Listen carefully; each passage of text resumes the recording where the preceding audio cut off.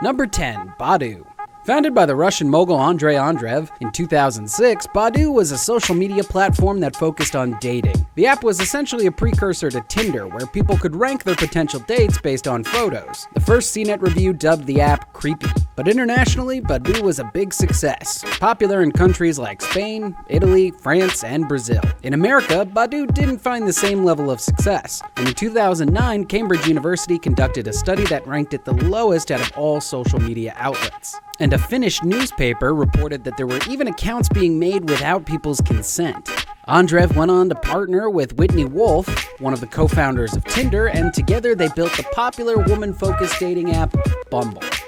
Number 9. Vine.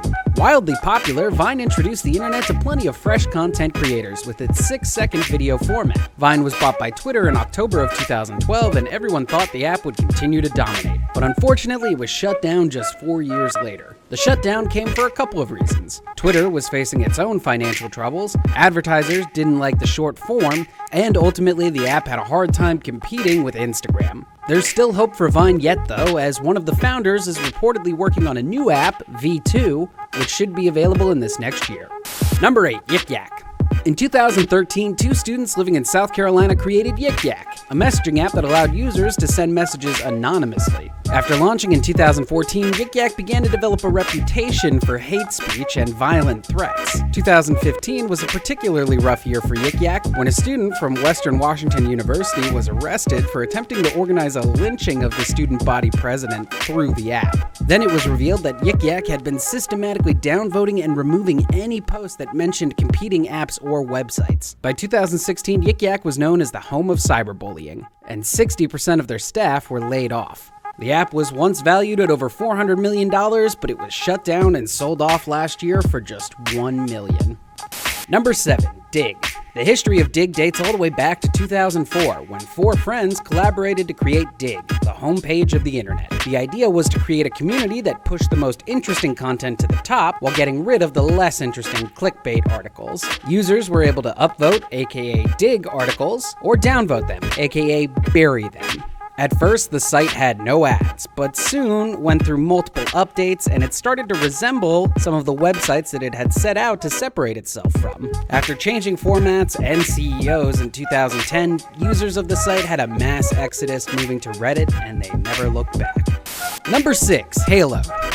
Catching a cab in a major metropolitan city has always been a struggle. In 2009, Uber introduced the world to the idea of ride-sharing, and everyone wanted to get a piece of that pie. Built and designed in London, Halo was an app that utilized the existing taxis, but allowed people to hail them online through the app. When Halo launched in New York City at the beginning of 2013, it was poised to face off against Uber for control of the e-hailing market. Things didn't go exactly as they had planned though. The idea was that Uber would corner the more upscale market and Halo would take advantage of the cabs that were already out there. But the taxi drivers in New York City didn't use the app. And in just a year, Halo had moved out of North America entirely, while Uber and Lyft continue to dominate even today.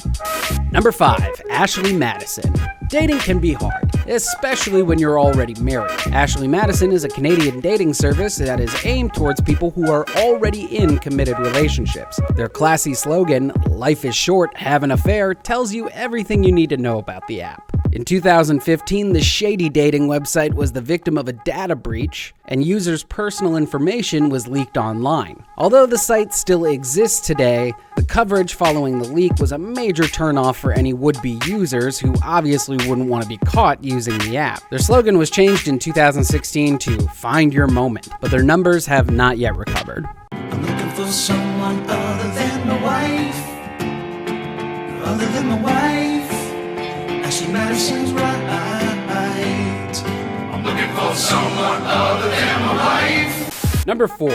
Eons. In the early days of social media, companies were racing to get into the game following the massive popularity of MySpace. Each one had their own unique take, but none was worse than Eons. The premise was pretty simple, but completely flawed. Billed as MySpace for boomers, Eons launched in 2006 and had an age restriction that didn't allow anyone under the age of 50 to sign up. That age was eventually lowered to 40 in 2008, but it was too late. The platform never really took off, and now it's just a relic of social media's past, like Friendster or Zanga.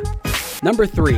Everpics. One of the easiest ways for an app to fail is just to be a little ahead of its time, and that's exactly what happened with Everpics. In 2011, Everpics released their cloud-based photo sharing platform, which was beautifully designed and operated as a storage solution before the popularity of other cloud-based applications from companies like Apple or Android. Unfortunately, Everpics and their small staff of 6 couldn't raise enough funding to keep up with all the required server power, and in 2013 they had to close up shop. Number 2. Google+. An attempt to compete with the Facebook model, Google+ was aimed at changing the way we use the popular search engine. Throughout 2011, while building up to the launch of Google+, a lot of promises were made about the platform, but when it was released on June 28th, it basically looked exactly like Facebook. In 2015, Google+ shifted strategies, pivoting away from the social media platform and more as just a profile that you have if you use Gmail. Although technically they still have over 200 million users, no one uses the platform as it was originally intended. Number 1. Fling. Sometimes a good idea doesn't really work the way you thought it would in the real world. Fling was designed to allow users to send a message on either their iPhone or Android device that would instantly be shared with 50 strangers from around the world. The app was pulled from the Apple App Store following too many complaints of nudity. It turned out the app was mostly used to share dick pics with strangers around the planet. The staff of Fling worked around the clock trying to change the app enough to meet the App Store guidelines, but what they ended up with was essentially a Snapchat ripoff, and it never really recovered. $21 million in funding was wasted on lavish parties leading up to the release, and that was that. And that's our list. Any apps you think we missed? Be sure to let us know what you think in the comments section and to like, subscribe, and share this video.